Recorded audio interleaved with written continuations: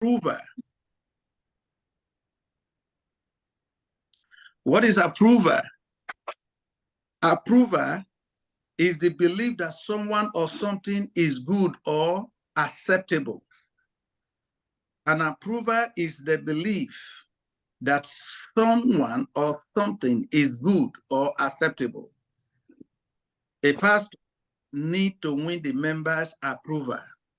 When a pastor needs to win a member's approval, you want them to confirm that you are good. You want them to accept you, that you are really called. You need their approval.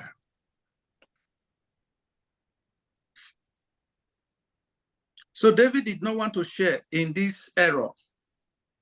He took his time to pray in this passage. Let us look at some few examples of what we are dealing with tonight. Human error. How can we step into a situation and almost make error? How can we step into a place and we are influenced by what we see, not what we hear, not what God says, but just because of what we see?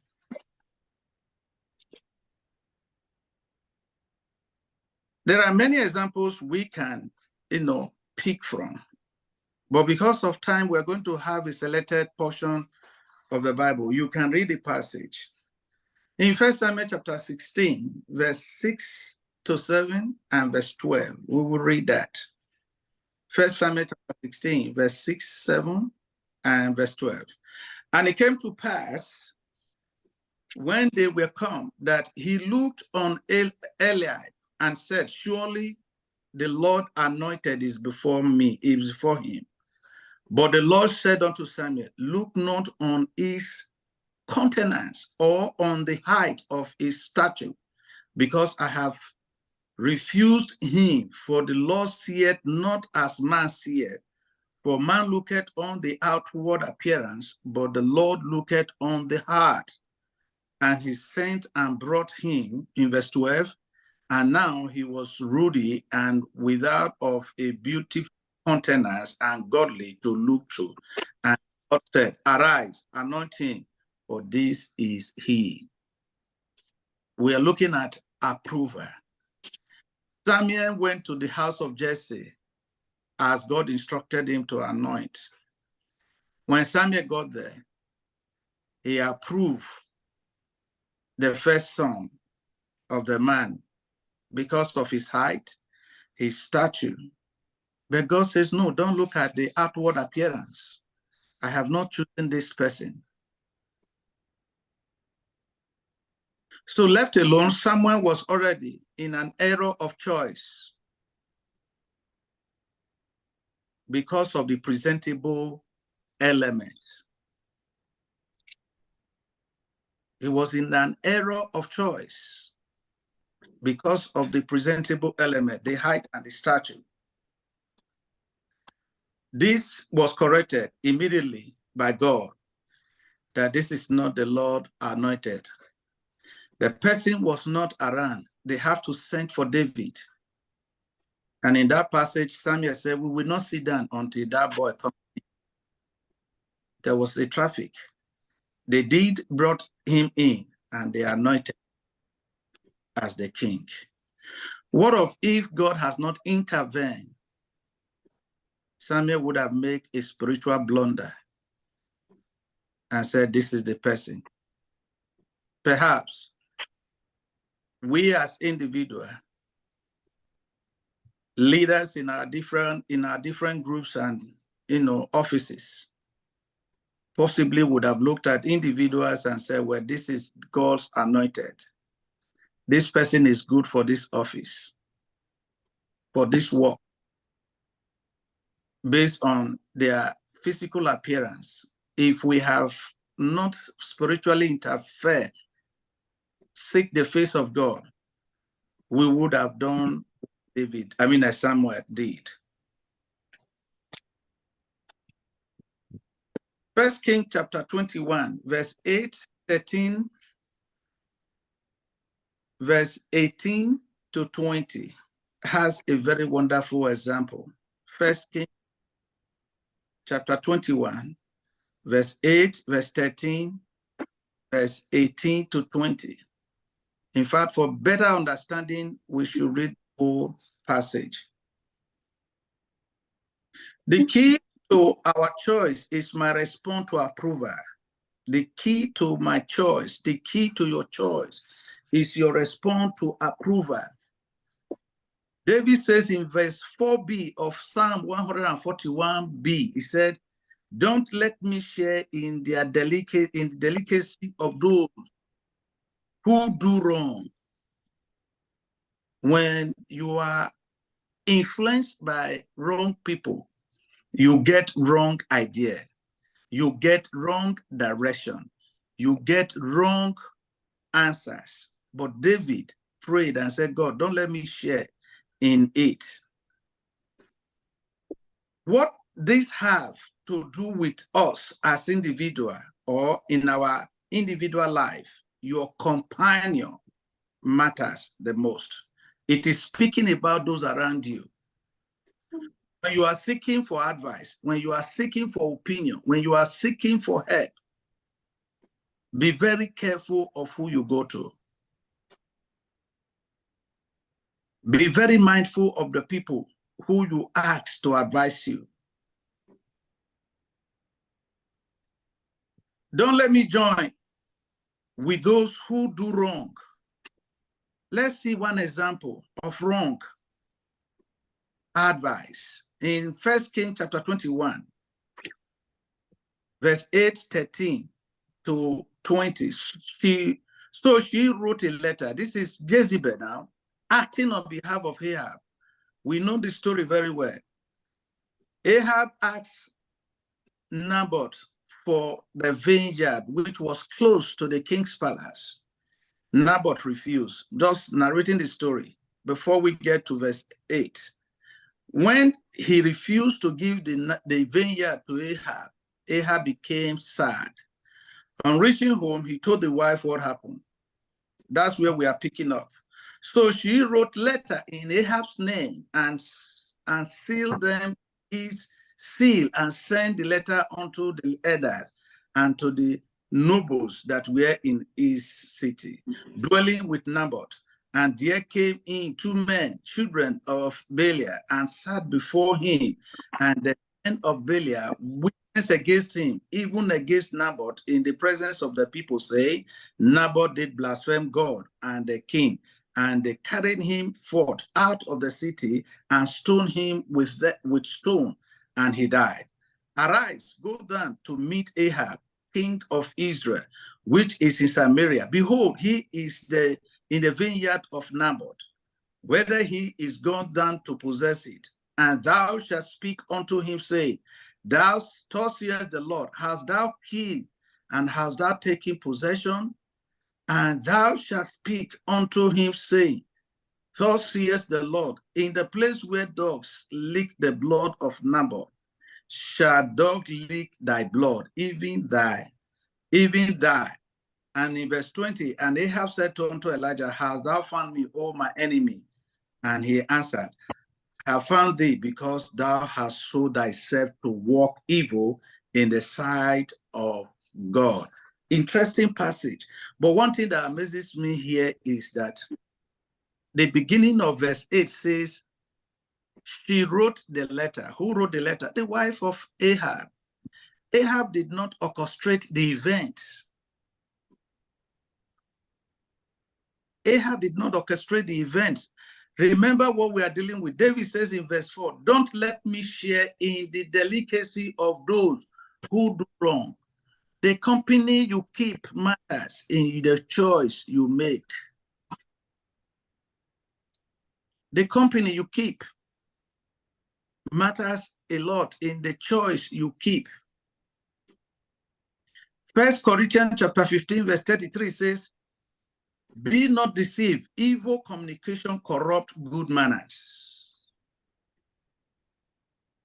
Be not deceived, evil communication corrupt good manners.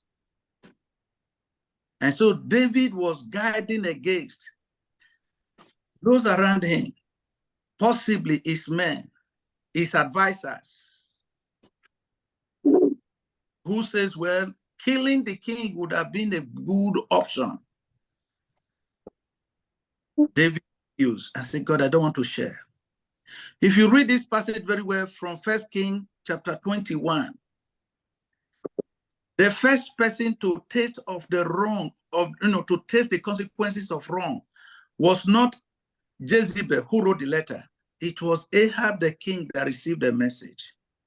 He didn't plan this plot. The wife did.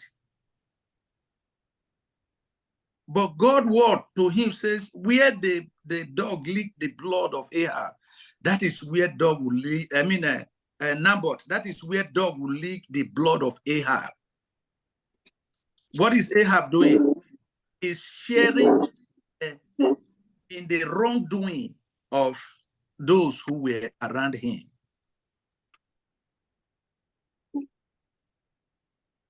So those around you, why do they matter? They can influence your choice. They can influence your choice. And that is why Paul says, well, good, be not deceived, evil communication corrupt good manners. In Psalm 1 verse 1, the Bible says, blessed is the man that walketh not in the counsel of ungodly, nor standeth in the way of sinners, nor sit in the seat of the scornful. The next question is, does this really matter if I am influenced by those around me? Why is this so important? It is important because those around you determine the choice you make.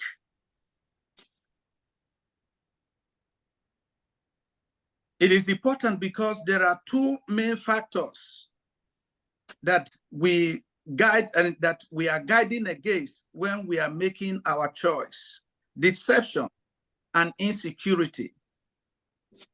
Deception and insecurity. Deception is the art of causing someone to act as true or valid with a false or invalid. The art of deceiving, restoring to falsehood and deception. Use deception to leak the classified information. So when you are being in the position of deception, you are causing someone to accept what is true or what is not valid as true. False information, you are presenting it to the person as true, is deception. Selling false information. This is what we guard against when we are faced with what? A choice from those around us. Insecurity is also the uncertainty or anxiety about oneself, lack of confidence. When you lack confidence in yourself as an individual, when you lack confidence, you depend on other people's approval to enable you to move forward. Let us hear how Ahab get to share in the evil of Jezebel. And this also many of us are faced with. In verse 7 of 1 Kings 21, this was the word of Jezebel to Ahab. And Jezebel, his wife, said unto him, dost thou not govern the kingdom of Israel? Why are you sad? Are you not the king of Israel? We are talking about approval and choice. Your choice in the face of your approval. He asked him a question. Are you not the king of Israel? In other words, are you limited to an individual who make decision for you? You have the power to do whatever you want to do. You are the king, you are the boss, you are the manager, you are the supervisor, you are the husband, you are the wife. You control this empire. You are not limited by any individual. Do what makes good to you. So deception blinds us that we When rebels suffer the consequences of sin, those around them also share. Exactly what happened to Ahab. He shared in the wrong advice. He shared the consequences of Jezebel's wrong direction. Insecurity results in the need for people approval and adoration. Insecurity, when you are insecure in your position, when you are insecure or feeling insecure in what you do, you need people approval to lead. You need people to tell you to do certain things. You need people to tell you to go certain direction. When you are insecure as a husband, as a wife, you need people approval to be able to make decisions. So it is based on people approval that you are able to fine-tune or to carry on your assignment. Remember this: when we live to please people, we lose ourselves and drift away from God.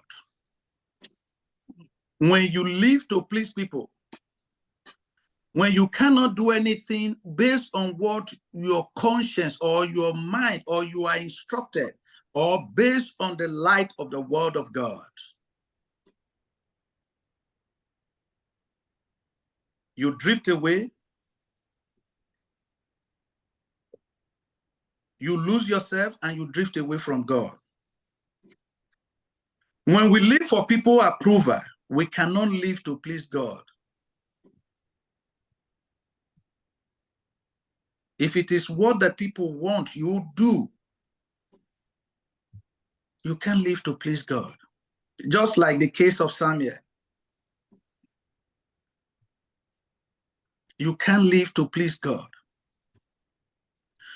To the degree we live to please God above man, to that same degree, we would not be shaken by disapproval or rejection. Hear this: the degree you live to please God above man, when you do not care about what man says, instead you're looking at what God tells you to do, that is the same degree you will remain, even if people around you reject you. You know you are doing the right thing. You stand your ground. There are many people who are confused in life. Mr. A will come and say, wait, we'll go there. When Mr. B comes, they will say, no, you are going the wrong direction. They will return all the effort they have put, all the years' work, they will reverse back to the starting point and begin the journey again. 3 years down the road, another person will come and say, no, it's a wrong way, come back. They will just continue to run in circles. Why? They lose the vision. They have no direct handle of the vision. They live on people approval. The key to my choice is my response to approval. Are you addicted to approval? Are you addicted to approval? Do you like people calling you names? Do you like people cheering you up? And remember, those who cheer you up, when they give you decision, when they give you a choice, a plan, a blueprint of what to do, you cannot disregard it. Otherwise, you will lose your praises. And because you do not want to lose your praises, you are stuck with their advice. This is what David is saying. Not killing the king will make me look weak. Not killing the king will make me look stupid. But the consequences of the sin, how do I handle it? In the Bible, there are several examples of bad association or relationship that were determined to individual, or bad example of bad relationship. Because of time, we will just run through a few of them. King Solomon and his foreign wife, 1 Kings chapter 11, verse 1 to 4. You can read that. We know the story of King Solomon so well. God appeared to him and gave him a blank check and said, ask me anything you want. But in 1 Kings, we saw that this man drifted away from God-given vision. Why? Because he associates himself with women who were worshiping foreign gods. Solomon, despite his wisdom, allowed his many foreign wives to turn his heart away from God. This wife worship foreign God and influenced Solomon to do the same, leading to the downfall of his reign. 1 Kings chapter 11, verse 1 to 4. Please read it. Solomon is described as the wisest man. But because of his companion, those as he associates himself with, they gradually lure him away. It starts with, oh, there's nothing wrong marrying a foreign woman. And then with time, as the relationship begins to grow, I want to go and pay homage. I want to go and see my people. I want to visit home. I want you to come. And eventually he ended up in the shrine where they worship foreign gods. And he did, paid obeisance, bow to a foreign god because of his association with foreign women. The choice was influenced by those around him. Another example, Samson and Delilah. In Judges, Samson was anointed from birth, full of strength and wisdom. But who brought him down? A woman. His association, his relationship with Delilah, a Philistine woman, led to his downfall. Delilah betrayed him by discovering the secret of his strength and handing him over to his enemies. This thing begins by just a simple step, a little taste, a little touch, a little look, a little observation. And then we are encouraged by, it doesn't matter. It is the new age. It is the new life. This is what youth are doing today. This is what people are doing today. And then gradually, we meet with downfall. We are betrayed. Hebrew chapter 13, verse 8 says, Jesus Christ, the same yesterday and today and forever, never change. It never change. Ahab and Jezebel is another example. King Ahab of Israel married Jezebel, a foreign woman who worshipped the false gods of Baal. Jezebel influenced Ahab to abandon the worship of Yahweh and led him into idolatry and evil practices. No wonder the advice, the way he planned the plot, the coup against Naboth, she did not have the fear of God. But married to a king who served God, our relationship, our associations, our companion, determine the choice you make in life. I think someone says, show me your friend and I will tell you who you are. It is so simple. If I want to know who you are, just show me your friends. Let me see how they dress. Let me see how they eat. Let me see how they talk. Let me see where they go, and I will tell you exactly who you are.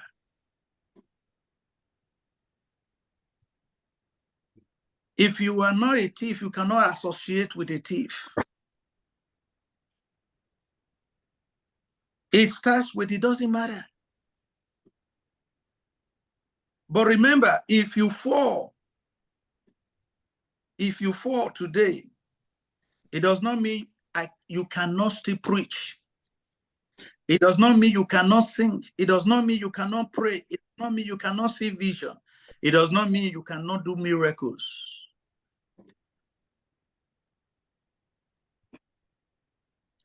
The Israelites and the surrounding nations throughout the Old Testament, we see numerous instances where the Israelites form alliance and intermarried with the surrounding nations that worship false gods. This association often led Israel astray and caused them to abandon their devotion to God. Some of us, as big as Mount Zion, we don't have friends. But our friends are outside. Our friends are unbelievers. Our friends are people who don't go to church. And they influence what you do. They influence how you do the things you do. And in most cases, they become a blockade to your faith and the way you serve God. These examples highlight the dangers of bad association and the negative influence they can have on our faith and moral compass. They serve as a reminder to us that our association wisely, that to choose our association wisely and to surround ourselves with people who will encourage and support your commitment to God and to his ways. If you have no Christian friends, you are just a tread away from backsliding. You are a tread away from falling. You are a tread away from losing your prayer place. You are a tread away from, becoming just like them.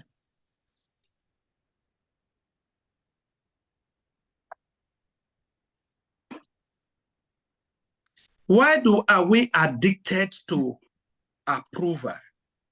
Why are we addicted to approval? Why is it that when people don't approve of us, we feel inferior? Why? David says, God, I do not want to share in their approval. Why do you always, wait for approval before you buy what you want to buy? You want to buy cloth, you carry it to somebody. You want to buy gold, you carry it to somebody. You want to buy shoe, you ask someone. You know why? So that when you wear it, they will say, good, I told you this thing will fit you. And sometimes when you don't tell them, when they see it, it's good. They are jealous, but they just close their eyes to it. They don't want to celebrate good things. And in your mind, you think you have made a wrong choice. So why? The fear of man. Proverbs chapter 29, verse 25 states, the fear of man will prove to be a snare, but whoever trusts in the Lord is kept safe. This verse warns us that above the danger of seeking the approval or acceptance of others above God, when we fear what others think more than we fear God, we can be easily swayed to compromise our value and make choices that are contrary to his will. When you fear what others will say,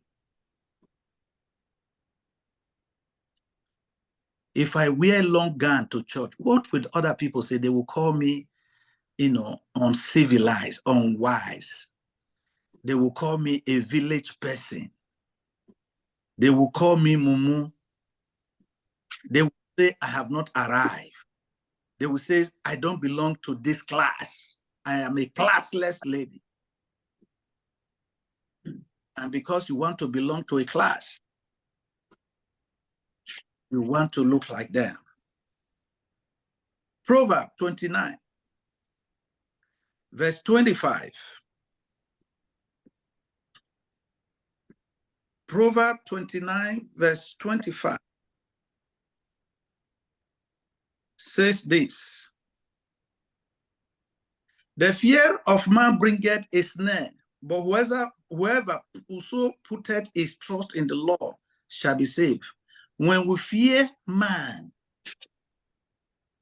we are ensnared, we trap ourselves. But when we fear the Lord, we are safe. We become safe.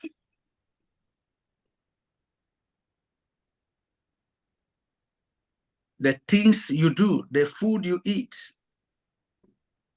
they are greatly influenced by those around you. Number two, the peer pressure. In the book of Daniel, we saw peer pressure, where we see the story of Daniel and his friend facing pressure to conform to the Babylonian culture and custom. Despite the risks of disapproval and persecution, they choose to remain faithful to God and his commandments. Their example teaches us that the importance of standing firm in our conviction, even when faced with societal pressure. These people were pressured. If you do not eat the food offered to the kings, you are not going to look good. This is new age. This is new generation.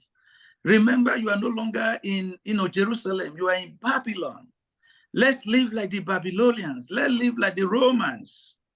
This peer pressure keep these people, in a very tight rope to walk in life.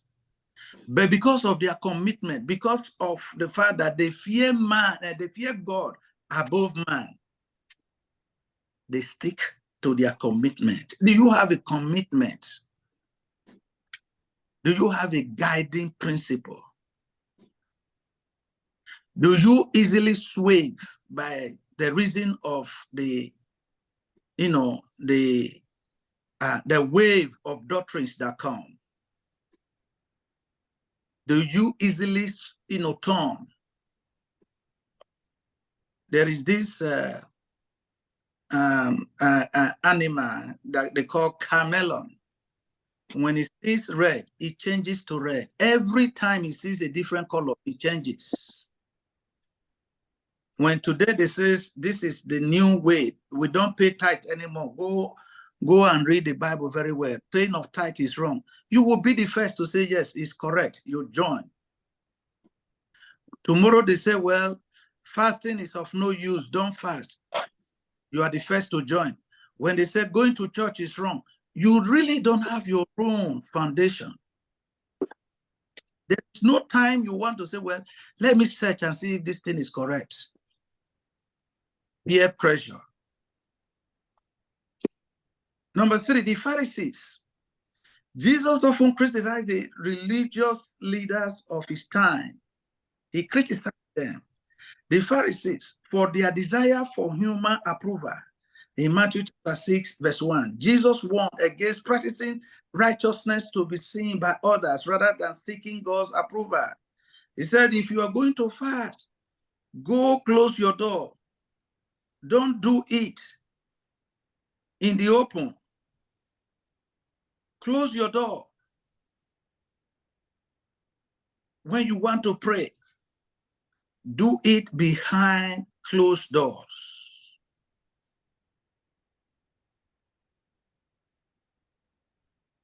This is what Jesus teaches in his days, in his time. What we must do.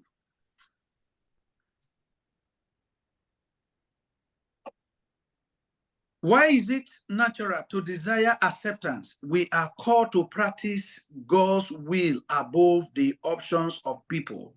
By seeking the approval, we can make choice that align with his word and bring honor to his name. Rather than seeking approval, we can make choice that align with his word, that bring honor unto his name. This is what the Bible instructed us to do. Insecurity results in the need for people approval and adoration so that we can confront and anger the people we love if that is what is best for them.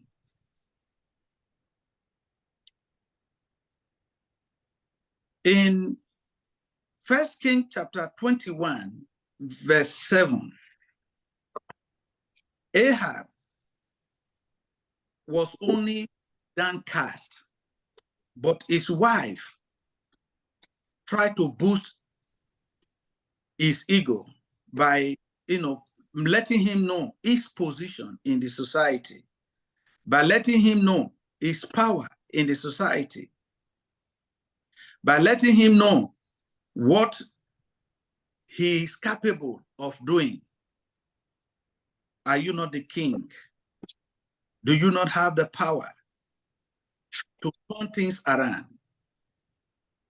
This is what led David to pray that prayer and say, God, don't let me share in the evil, in the wrongdoing of these people. I want to ask a question. Who would you rather approve of you? Is it man or God?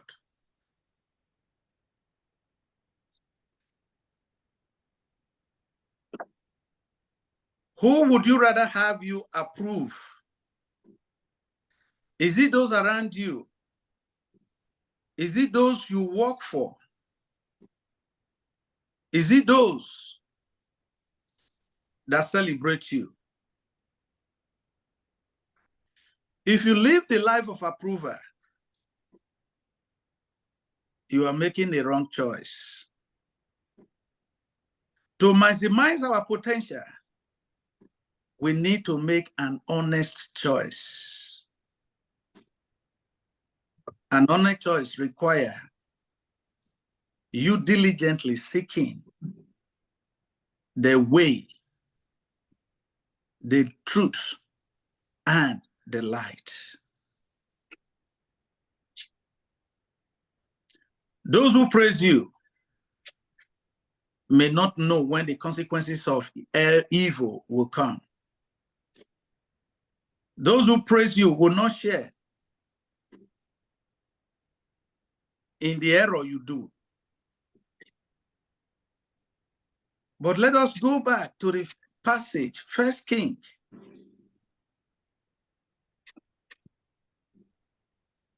To see what David actually was dealing with.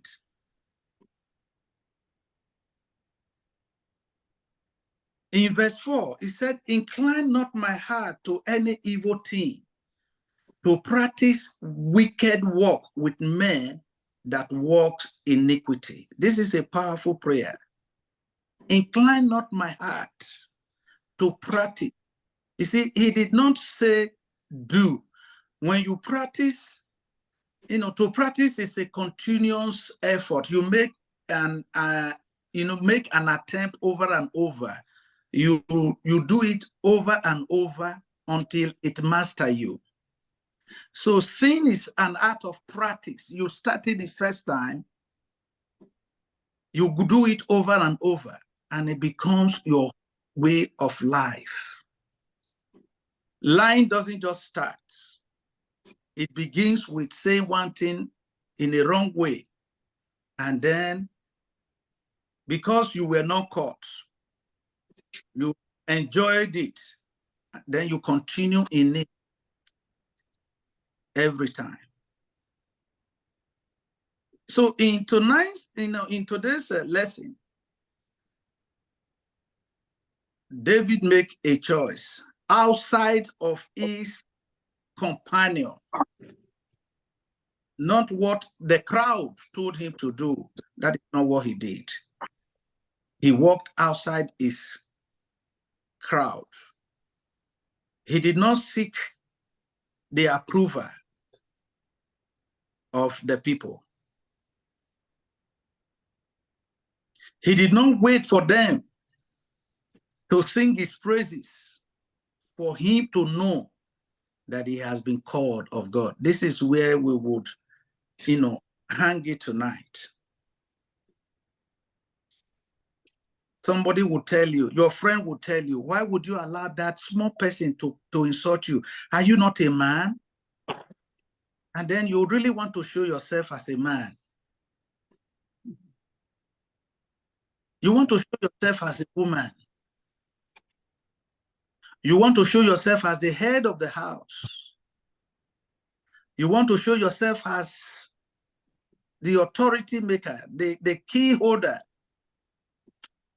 You step out of compassion, and then you begin to hammer and destroy things. And so what you do is that your choice, you are making a choice based on your approval. You are making a choice based on your approval.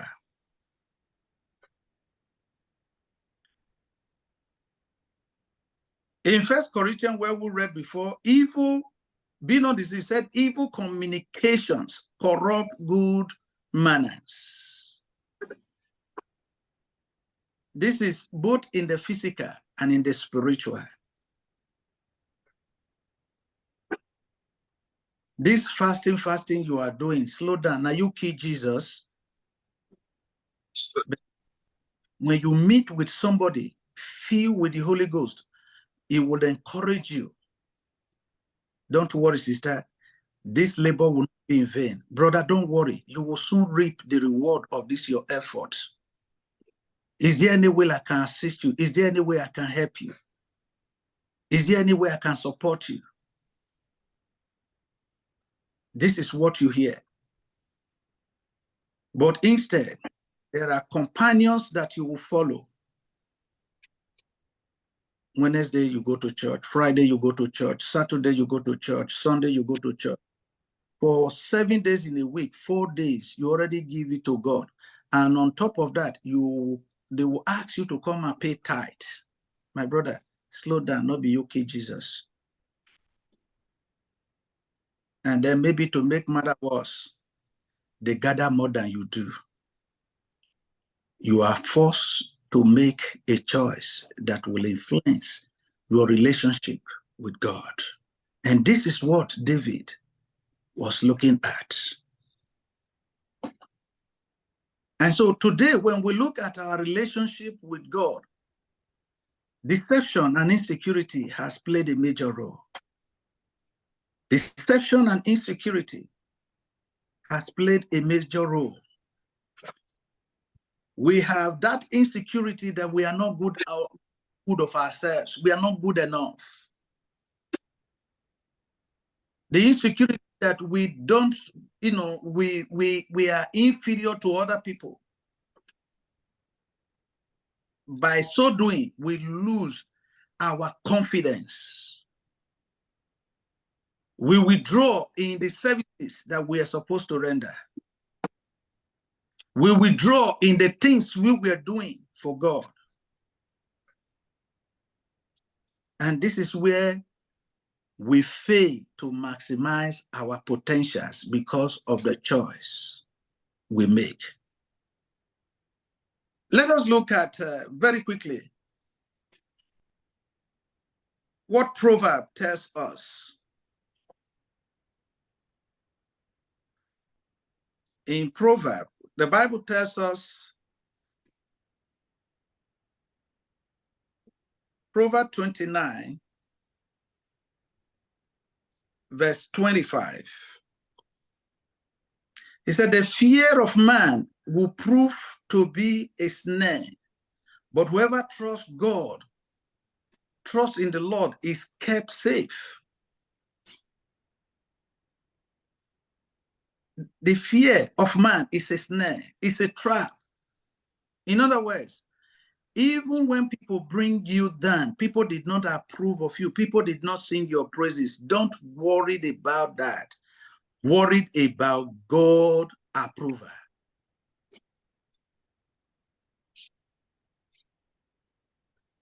Jesus only got the approval of heaven. This is my beloved Son, in whom I am well pleased. While the earth was saying, crucify him, heaven has already accepted him.